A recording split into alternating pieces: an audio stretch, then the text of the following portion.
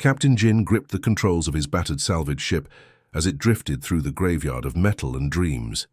The Lucky Star wasn't much to look at with its patched hull and flickering lights, but it was home. More importantly, it was all that stood between Jin and complete bankruptcy. "Boss, the radiation readings are getting crazy out here," Tay called from his station, wiping sweat from his forehead despite the ship's cool air. The young mechanic had been with Jin for 3 years now, ever since Jin pulled him from a space station that was falling apart. Tay was good with engines, but he worried too much. Jin squinted at the twisted remains of massive warships floating around them like sleeping giants. This was the Kepler graveyard, where humanity's greatest fleet had made its final stand against the alien forces 50 years ago. Most salvagers avoided this place because of the radiation and the ghost stories, but Jin was desperate. His creditors wouldn't wait much longer. "Just a little further," Jin muttered, steering between 2 massive hull pieces that had once belonged to Earth's proudest battleships. "There has to be something valuable in here that everyone else missed." The debris field stretched for thousands of kilometers in every direction. Broken weapons, shattered armor plating, and the skeletal remains of fighter craft created a maze of metal and sorrow.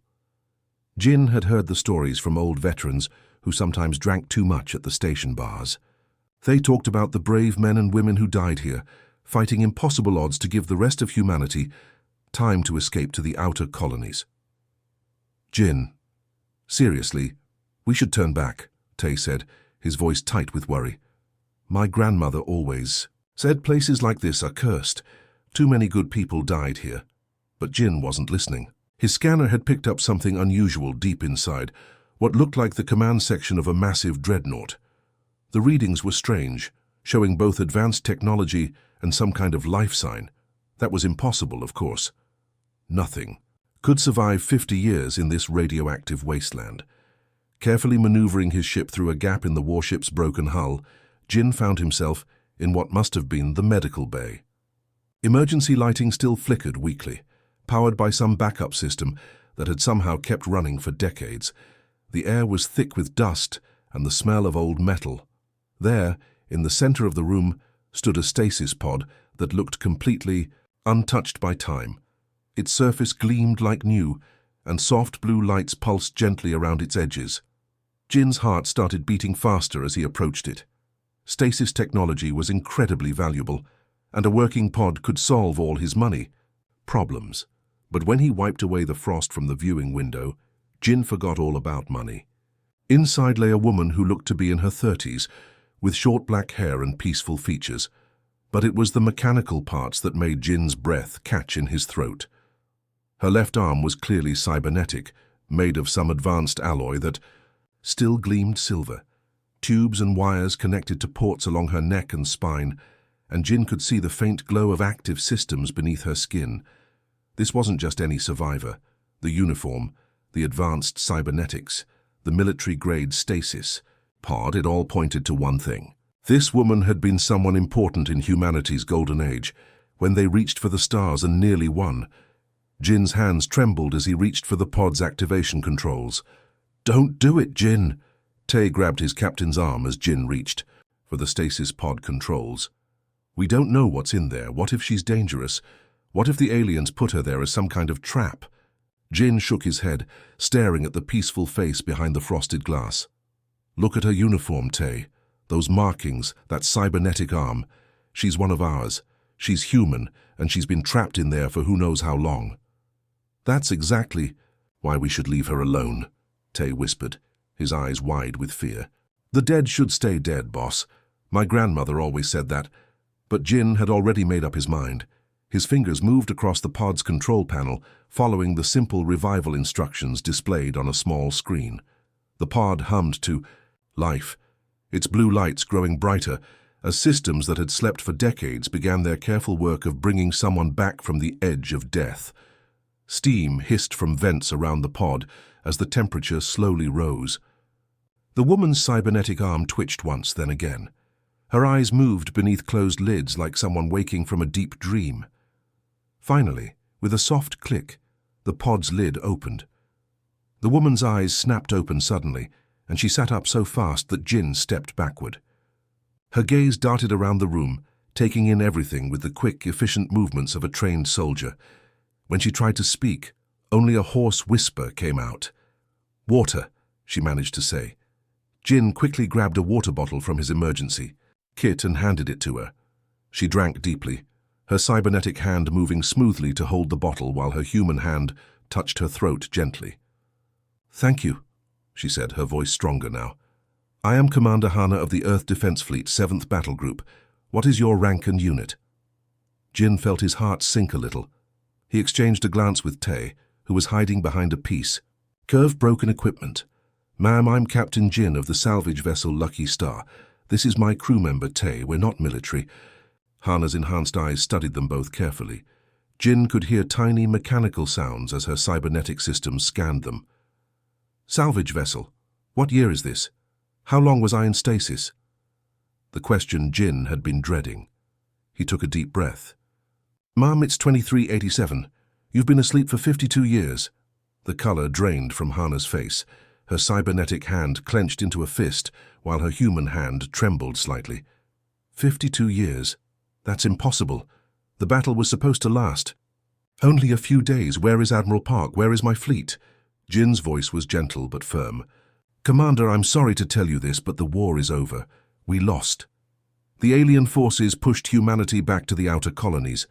Earth fell 30 years ago." Hana stared at him in silence for a long moment. Then she tried to stand, but her legs gave out immediately. Jin caught her before she could fall, feeling the strange mix of warm human skin and cool metal that made up her cybernetic enhancements. "This can't be true," she whispered. "We were winning. I remember the tactical reports. The aliens were retreating from the Centauri system." "A lot changed after that," Jin said softly. "And your sacrifice bought time for millions of civilians to escape. The outer colonies are still free because of people like you." Hana looked down at her cybernetic arm, flexing the fingers that moved with perfect precision. 50 years, she repeated. "My crew, my ship, everyone I knew." "You're not alone now," Jin said. "You can stay with us while you figure things out. It's not much, but the Lucky Star is a good ship and we take care of our own." 3 days had passed since Hana's awakening, and she spent most of her time staring out the Lucky Star's small observation window at the endless field of wreckage. Jin noticed how she would flex her cybernetic fingers repeatedly, as if testing whether they still worked properly. Sometimes the mechanical parts would spark or freeze up completely, leaving her frustrated and angry. "The neural connections are degrading," she explained to Jin one morning, holding up her silver arm. 50 years in stasis wasn't kind to the interface systems. "Back in my time, this arm could punch through steel plating. Now I can barely lift a coffee cup without it glitching." Tay watched nervously from across the small galley as Hana's arm jerked suddenly, knocking over her breakfast. "Maybe that's not such a bad thing," he muttered under his breath. Hana heard him, and her expression darkened. "You think I'm a monster, don't you? Some kind of freak left over from a war that doesn't matter anymore." "That's not what he meant," Jin said quickly, shooting Tay a warning look. "We're just not used to meeting people with military cybernetics. Most of us out here are just trying to get by." "Exactly my point," Hana said bitterly. "I was designed to lead fleets into battle, to make split-second decisions that could save entire star systems. Now I'm useless cargo on a salvage ship, and my own body is falling apart." Before Jin could respond, the ship's alarm started blaring. Tay ran too, his station, his fingers flying over the controls. "Boss, we've got 3 ships approaching fast. They're not broadcasting any identification codes." Jin rushed to the pilot's chair and activated the main screen. 3 sleek vessels were closing in on them, their dark hulls gleaming with the distinctive energy signatures of alien technology. "Hunters," Jin said grimly. "They patrol the outer systems looking for human ships to capture or destroy." Hana was at his side instantly, her cybernetic eye glowing as it analyzed the approaching ships. Despite her earlier complaints, her tactical training kicked in immediately. "Those are Vex interceptors, probably carrying a crew of 4 each. Their shields are strong, but they have a weakness in the rear engine section." "How do you know all that?" Tay asked, his voice shaking as the enemy ships got closer. Because I spent 20 years fighting them, Hana replied. Jin, you need to change course immediately. Head for that cluster of asteroid debris at 2 o'clock. Jin hesitated. My ship isn't built for combat. We should try to run. In this rust bucket, they'll catch us in minutes. Hana moved to the co-pilot's seat, her hands dancing over controls. She seemed to understand instantly. Trust me, I may be broken down, but my brain still works. The first energy blast rocked the Lucky Star, sending Tay tumbling across the deck. Jin gritted his teeth and followed Hana's directions, diving toward the asteroid field, while the alien ships fired at them repeatedly. Now cut power to everything except life support, Hana ordered. Let us drift behind that big asteroid. Are you crazy? Without engines, we're sitting ducks. Do it. Hana's voice carried the authority of someone used to being obeyed in life-or-death situations. Jin reluctantly powered down the engines. The Lucky Star went dark and silent, floating helplessly among the space rocks. Through the viewport, they watched the alien ships search nearby, their sensors sweeping back and forth. They're looking for our heat signature, Hana whispered. The asteroid's radiation is masking us, but only for a few minutes. Then what? Jin asked. Hana smiled for the first time since waking up. Then you show me if you have what it takes to be more than just a salvager. The alien ships had left the asteroid field hours ago, but Hana couldn't shake the feeling that something was wrong. She paced the Lucky Star's small bridge, her cybernetic arms sparking occasionally as damaged circuits misfired. They gave up too easily, she said, watching Jin plot their course to the nearest trading station. Vex hunters don't usually retreat, unless they have a bigger prize in mind. Tay looked up from his repair work on the ship's damaged sensors. Maybe they figured we weren't worth the trouble. This old ship doesn't look like much of a threat. Hana shook her head. That's exactly why I'm worried. They scan everything, catalog every piece of salvage, every life form. If they detected my cybernetics... Her words were cut off by an urgent beeping from the communication console. Jin activated the long-range sensors, and his face went pale. Hana, you need to see this. On the screen appeared a massive alien warship, easily 10 times the size of the Lucky Star. Its hull bristled with weapons and sensor arrays, and smaller escort ships flanked it on both sides. This wasn't a patrol vessel or a simple hunter. This was a flagship. The Iron Talon, Hana whispered, recognizing the distinctive markings on the ship's hull. Commander Kai's personal vessel. I destroyed half his fleet during the Battle of Titan. Station. Jin stared at her in amazement. You took on ships like that? With a full battlecruiser and a crew of 3,000, Hana replied grimly. Not in a salvage ship with failing life support.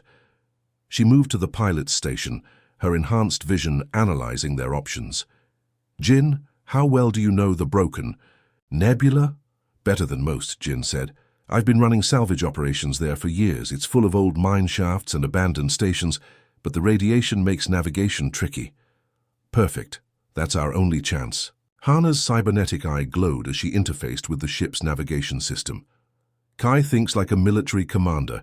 He'll expect us to run for the nearest inhabited system or try to hide in plain sight at a trading post.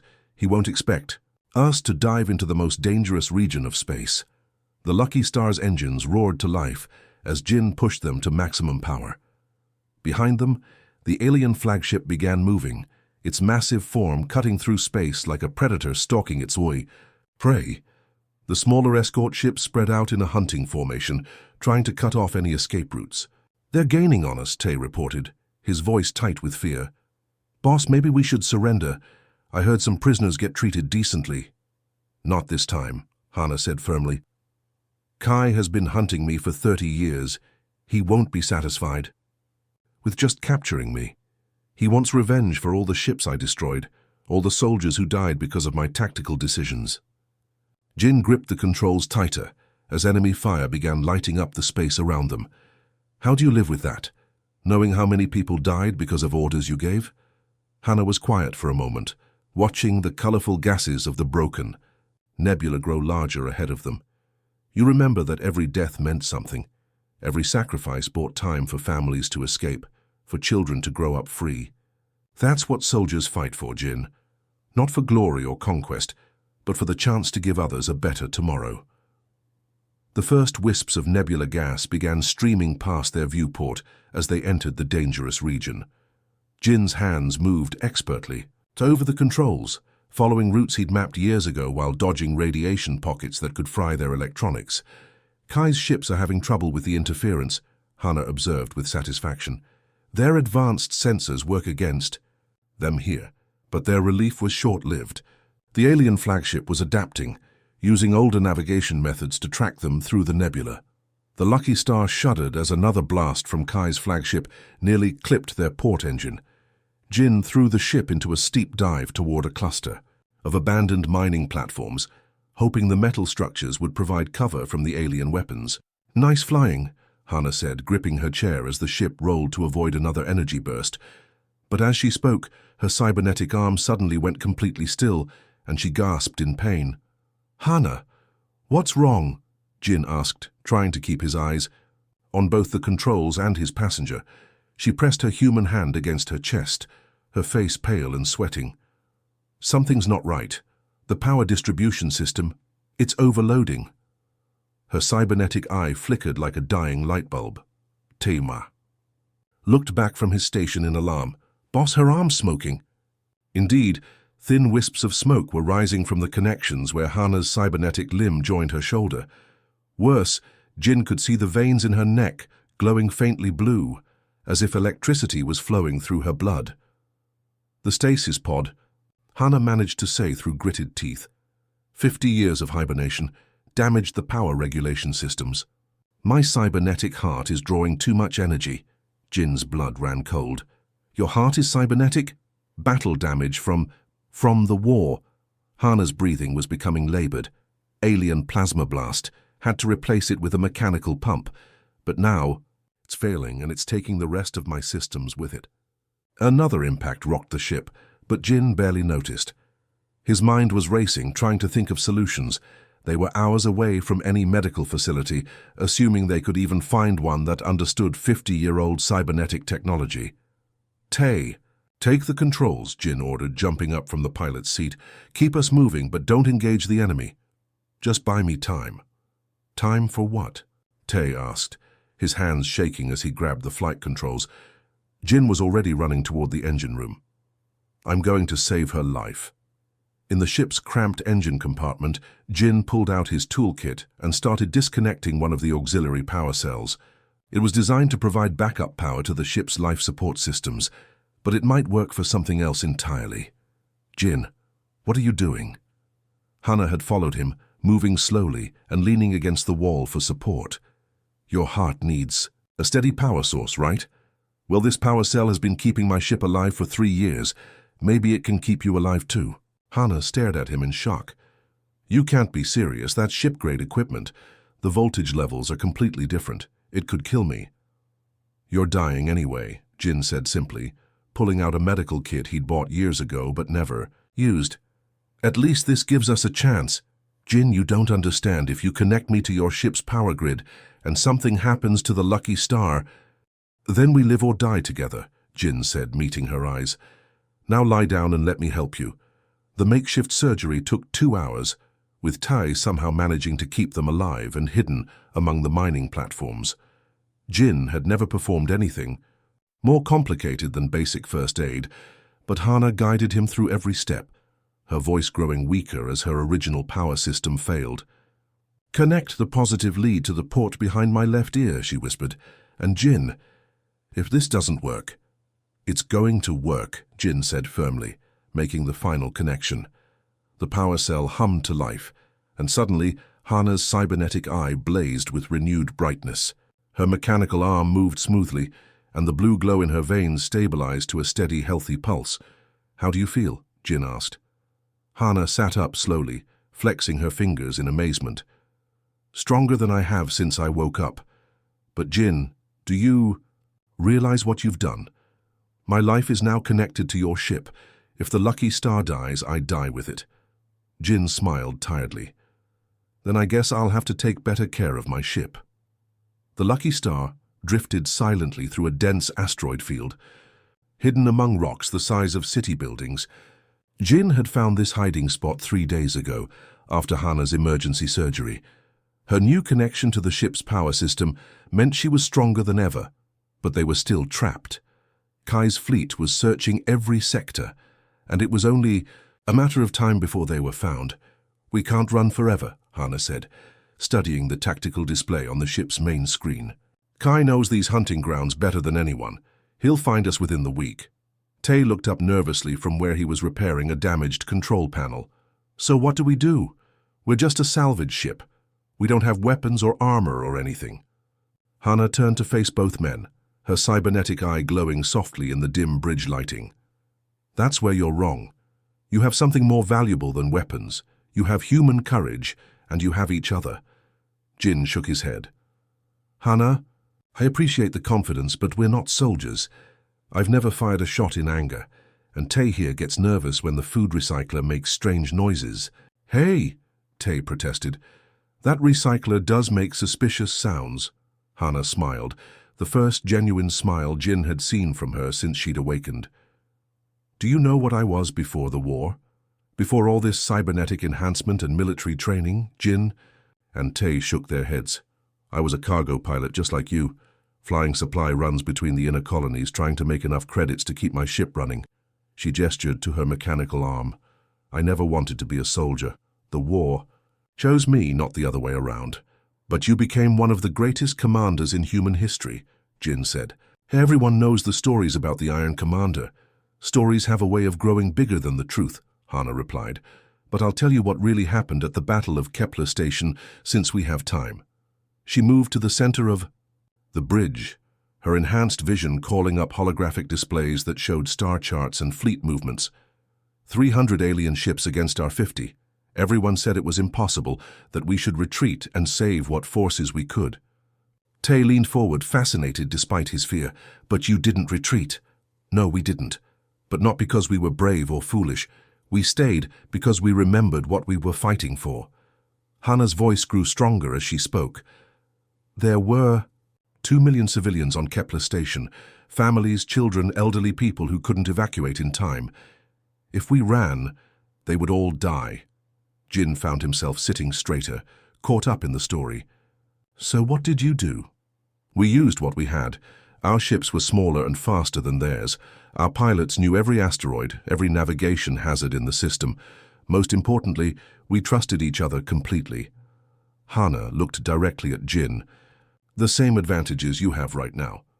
"But we're just 2 people and a broken-down ship," Tay said. Hana shook her head. "Jin, show me how you normally navigate through debris fields." For the next hour, Hana watched as Jin demonstrated his salvaging techniques. She had him practice sudden course changes, emergency stops, and flying blind using only sensor readings. What amazed her was how naturally he adapted to each challenge. "You have instincts that can't be taught," she told him. "The way you read space currents, how you anticipate where debris will drift. That's not luck, Jin, that's talent." "But talent doesn't stop plasma cannons," Jin replied. "No, but intelligence does. Tay, show me what you know about ship systems." As the young mechanic explained the Lucky Star's modified engines and jury-rigged equipment, Hana began to see possibilities. "You've turned this ship into something unique. It looks like junk from the outside, but you've made improvements that military engineers never thought of." "We had to," Tay said proudly. "Parts are expensive, so we learned to make do with what we could find." "That's exactly the kind of thinking that wins battles," Hana said. "Jin, I want you to practice something. Pretend that asteroid over there is an enemy ship. Show me how you'd approach it without being detected." As Jin maneuvered the Lucky Star through the asteroid field, Hana felt a familiar feeling growing in her chest. It was hope, something she hadn't felt since waking up in this strange new time. These weren't trained soldiers, but they had something special. They had the kind of determination that had once carried humanity to the stars. The abandoned mining station hung in space like a metal skeleton, its broken windows and twisted support beams telling the story of humanity's retreat from the outer systems. Jin guided the Lucky Star through the station's damaged docking bay, hoping the massive structure would hide them from Kai's sensors for a few more hours. "This place gives me the creeps," Tay muttered. looking out at the empty corridors visible through the station's shattered viewports. My grandmother always said abandoned places hold on to the sadness of the people who left them behind. Hannah was studying the tactical display, her cybernetic eye flickering more frequently now. The constant power draw from Jin's ship was putting strain on both her systems and the Lucky Star's engines. "It's not sadness we need to worry about," she said grimly. "Kai's fleet just entered this sector. He's found us." Jin felt his stomach drop as he saw the sensor readings. 12 ships were approaching the station, led by the massive Iron Talon.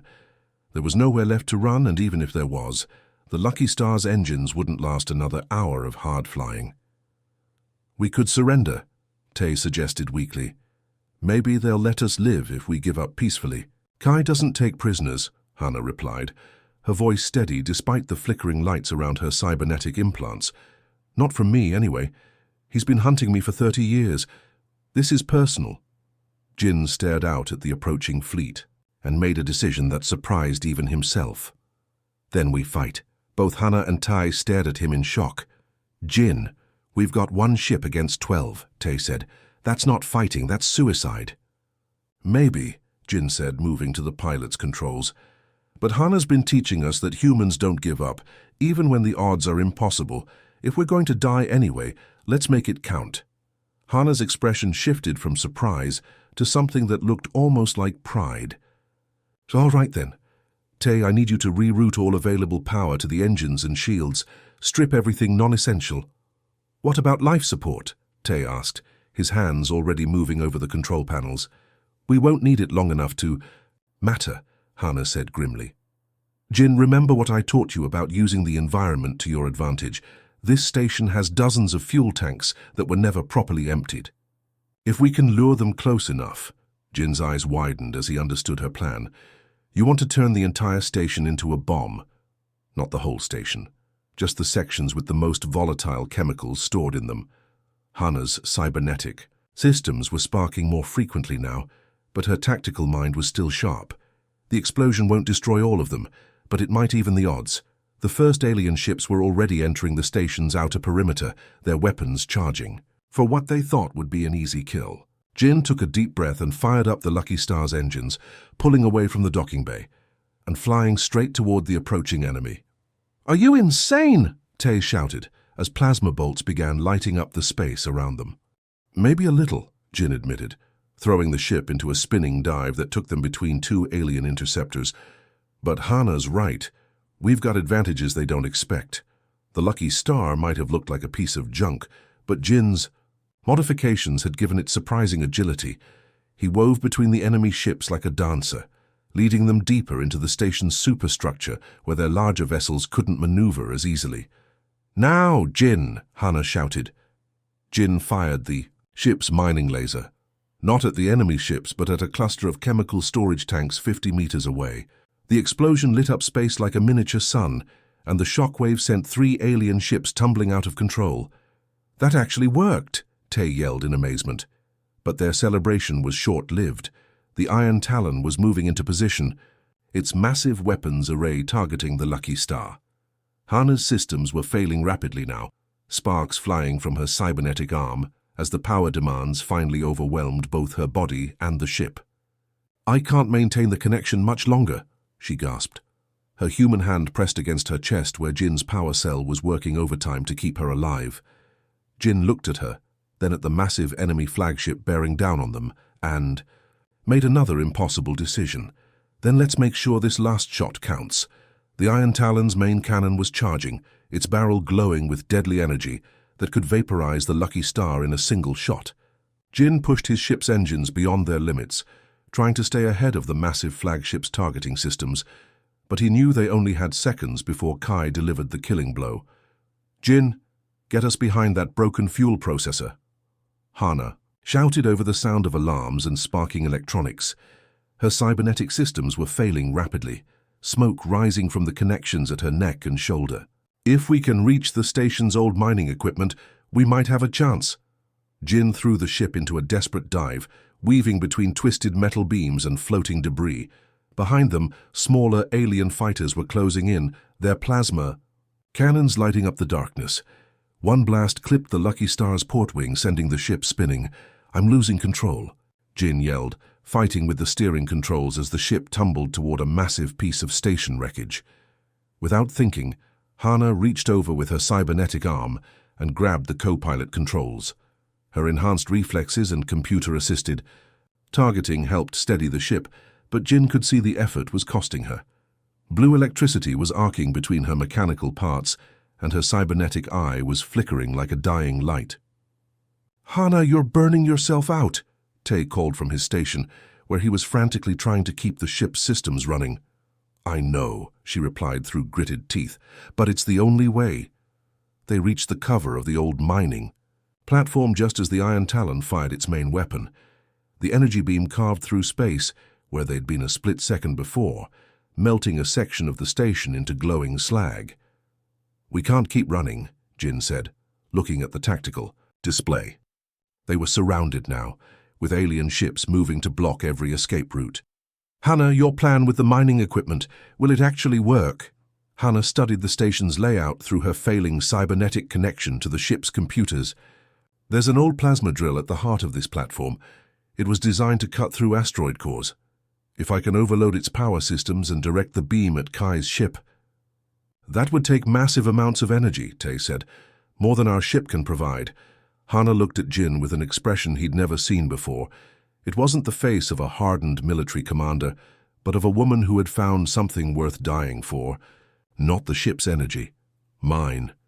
Jin's heart sank as he understood what she was suggesting. "No, there has to be another way." "Jin, my cybernetic systems are connected to your ship's power grid. If I channel everything through that connection, every bit of energy in my body, it might be enough to power the mining drill." Hana's voice was calm, but Jin could see tears forming in her human eye. "But it will burn out every artificial part of me. The cybernetic heart, the enhanced vision, all of it. You'll die," Jin said simply. "Maybe. Or maybe I'll finally get to find out what it's like to be completely human again." Hana smiled, and for a moment she looked like the cargo pilot she'd been 50 years ago before the war changed everything. "Either way, you and Tay will have a chance to escape." Another impact rocked the ship as enemy fighters found their hiding spot. Through the viewport, Jin could see the Iron Talon moving into position for another shot from its main cannon. "I won't let you sacrifice yourself for us," Jin said firmly. "It's not just for you," Hana replied. "It's for everyone. For all the humans still fighting to be free. For all the children who deserve to grow up without fear. This is what soldiers do, Jin. We make the hard choices so others don't have to." Tay looked up from his controls, his young face streaked with tears. "There's got to be another way. We're supposed to stick together." Hana reached over with her human hand and squeezed Tay's shoulder gently. "You two taught me something I'd forgotten during all those years of war. You showed me that the best parts of humanity aren't the weapons we build or the battles we win. It's the way we care for each other, even when we're afraid." The mining drill's control systems came online as Hana interfaced with them through the ship's computers. Jin could see her cybernetic arm beginning to glow as massive amounts of energy flowed through it. "Hana, please," Jin whispered. She looked at him one last time, her cybernetic eye burning bright as a star. "Take care of each other, and remember, being human isn't about the parts you're made of. It's about the choices you make." Then she activated the plasma drill and everything went white. The light faded slowly, leaving Jin blinking spots from his eyes as he tried to understand what had happened. The Lucky Star was still intact, floating in the wreckage of what had once been the Iron Talon. The massive flagship had been cut cleanly in half by the mining drill's plasma beam, its two sections drifting apart like the broken pieces of Kai's 30-year hunt for revenge. "Hana," Jin called out, spinning his chair to look at the co-pilot's station. She was slumped over the controls, her cybernetic arm completely dark and lifeless. The silver metal that had once gleamed was now blackened and cracked, looking more like burnt scrap than advanced technology. Her cybernetic eye had gone dark, leaving only her natural brown eye to flutter open as Jin shook her gently. "Did it work?" she whispered, her voice weaker than Jin had ever heard it. "Kai's ship is gone," Tay reported from his station, his voice filled with amazement. "The other ships are retreating. I think they're afraid of what happened to their flagship. Hana tried to lift her cybernetic arm, but it hung at her side like dead weight. She flexed the fingers of her human hand and smiled weakly. I can't feel anything on my left side. No targeting data, no enhanced vision, no tactical computers running in my head. It's all gone. Jin helped her sit up straighter, careful not to touch the damaged cybernetic components. How do you feel? Terrified, Hana admitted with a shaky laugh. For 50 years, those systems were part of who I was. Without them, I'm just me, a cargo pilot from the inner colonies who got caught up in a war. So you're the woman who just saved our lives, Jin said firmly. And you're alive, which is more than we had any right to hope for an hour ago. Over the following weeks, as they slowly made their way to a human settlement in the Outer Rim, Hana learned to adapt to life without her enhancements. Simple tasks that had been automatic for decades now required conscious thought. She had to learn to judge distances with one eye, to rely on her natural reflexes instead of computer-assisted reactions. It's like learning to walk all over again, she told Jin one evening, as they sat in the ship's small observation lounge watching the stars drift past. But there's something wonderful about it too. Everything feels more real, more immediate. Jin understood what she meant. Without the constant hum of cybernetic systems, Hana seemed more present, more connected to the world around her.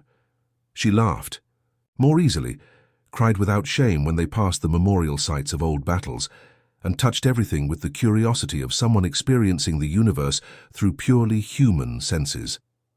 When they finally reached Port Haven, a small trading station that served as a hub for human refugees, Hana surprised Jin with a proposal. I want to tell our story, she said as they sat in a crowded cantina, surrounded by families who had fled the alien-controlled sectors. Not the military version with tactical analysis and casualty reports. The real story, about finding hope when everything seems lost. Who would want to hear it? Jin asked. Hana gestured around the cantina where children played between the tables, while their parents shared news from distant colonies. All of them. Every human settlement scattered across the galaxy. They need to know that we're still fighting, still finding reasons to hope. Jin smiled, understanding her vision. You want to become a storyteller instead of a soldier. We both do, Hana corrected, taking his hand with her remaining good one. Jin, you saved my life in more ways than one. You showed me that strength. Isn't about weapons or cybernetic enhancements. It's about choosing to care for others, even when you're barely surviving yourself. Their first broadcast went out 3 months later, transmitted from the Lucky Star to any human settlement with communication equipment. They called it Messages from the Edge, and it featured stories of ordinary people doing extraordinary things. Jin talked about salvagers who risked their lives to rescue strangers. Hana shared tales of colonies that welcomed refugees with open arms despite having barely enough resources for themselves. The response was immediate and overwhelming. Messages poured in from across human space, people sharing their own stories of courage and kindness. A teacher on a farming world who continued classes in a bomb shelter. A doctor who walked 50 kilometers through dangerous territory to treat sick children. A mechanic who gave up his own escape pod to save a pregnant woman during an evacuation. You see, Hana said one evening as they read through the latest batch of messages, humanity's greatest strength was never our technology or our weapons. It was always this, our ability to find light in the darkness and share it with others. Jin looked at her across the small table, seeing not the legendary Iron Commander, but the woman who had chosen love over duty, hope over despair. What happens next? Hana smiled, her single brown eye bright with possibilities. We keep telling stories, we keep connecting people, and maybe, someday, we help humanity find its way back to the stars. Outside their viewport, the galaxy stretched, endlessly in all directions, full of scattered human worlds waiting to hear that they were not alone.